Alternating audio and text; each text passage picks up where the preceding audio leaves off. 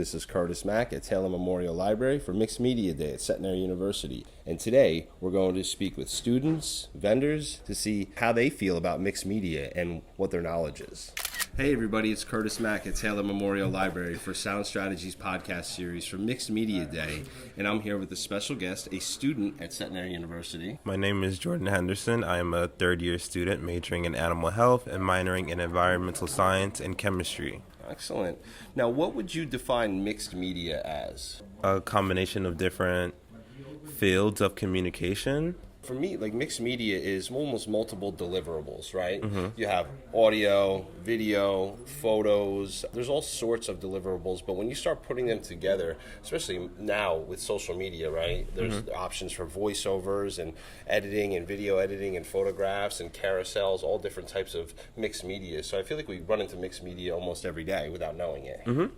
Do you have any type of mixed media that you use within your studies here at Centenary University? Not that I use for my classes, but I really like photography. Photography is really interesting. How I like to think you can tell a story just from a single frame. Sure. How long have you been doing photography for? I had a photography class senior year of high school, and since then I like taking pictures. I mostly take pictures of something I see in nature, such as birds. I like taking pictures of birds, and I also take pictures of my pets, such as my parrot, my dog, and my snakes. The photography would come into play, immensely with the environmental studies, no? Mm-hmm.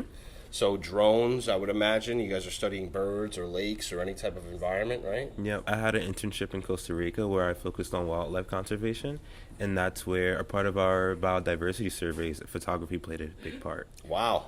That's huge. Yeah, see, I'm so worried about like AI taking over so many things.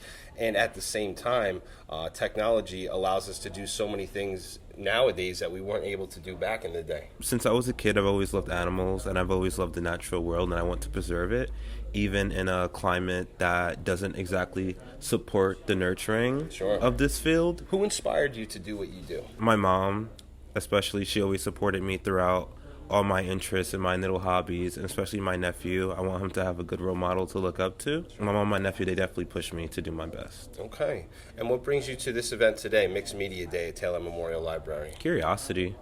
Just wanted to see what was going on up here. Much appreciated. Yes, so I actually graduated here in 2016. Wow. Yep, I was an EOP, graduated 2016 with a BA in Business Management and Sociology. I wound up working in commercial radio for about 5 years, learned the ins and outs of broadcasting and AV and radio and audio, that type of thing. Moved in the medical field for about 5 years, and then I started my own organization, CM Productions. Cool. Yep, so I do multi-channel. Yeah, thank you. Multi-channel marketing solutions for businesses. So what's the best way for you to be reached? Plug my Instagram. Yeah, that's fine. What's your ID?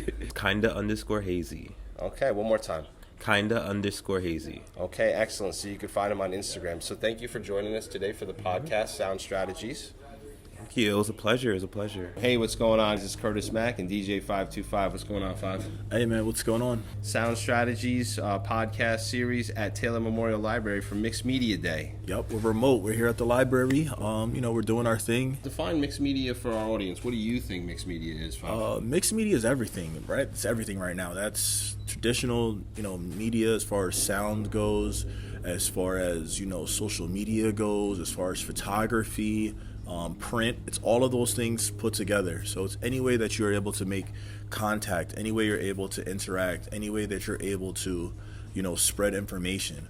So we don't get our information like we used to 20 years ago through a traditional newspaper. We get it on blogs, we get it on TikTok, we get it on Facebook, we get our information from various outlets. So I think most people live in that world without even knowing about it. Like you said, photos, video, audio, and just for our purposes today, we have the podcast set up. We have a photo booth set up, so we have audio and video. We have photography set up, and then you have your DJ booth set up. Now, how long have you been DJing? I've been DJing since 2002. I didn't mean to date you, 5. Yeah, the early 2000s. That's like prehistoric right there. So how has music changed or mixed media changed over the last 2 decades? The way we take information, everything's happening so fast. Before, we had MP3s and we had CDs, and now it's on your phone. So now you have your Spotifys and your titles and, your Amazon Musics and, your Apple Music. So your music is happening a lot faster. The information is coming a lot faster. So as a DJ, I would say the amount of music that we have access to and the amount of music we consume is definitely a lot faster, and it opens up the doors to a ton of new music that you can discover.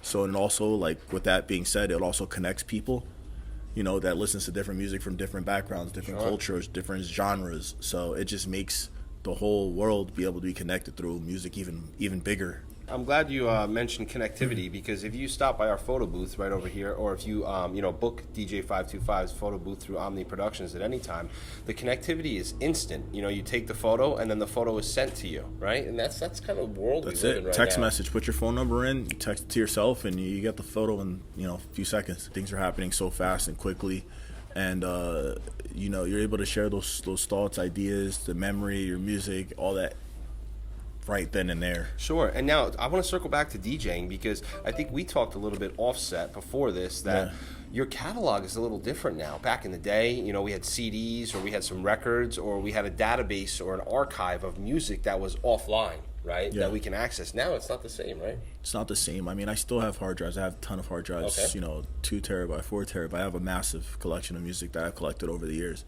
that I still have. With the integration of streaming, you're able to take that catalog and carry it around with you on any device. That's true. So it does make it a lot easier for DJs. I use that primarily as a backup. If all else fails and I needed to get some type of music out, I'd have access to it.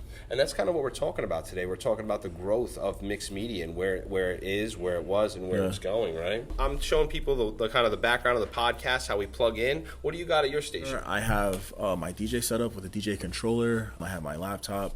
I'm running DJ software, and I have a little station, and I'll be able to show people, you know, how to mix, you know, put 2 records together, give them a little bit of the ins and outs of what's, you know, on a DJ controller or DJ turntables, how to start a track, how to stop a track, how to manipulate a track, and teach them a couple DJ terms and, you know, terminology. Why is mixed media important to you, Five?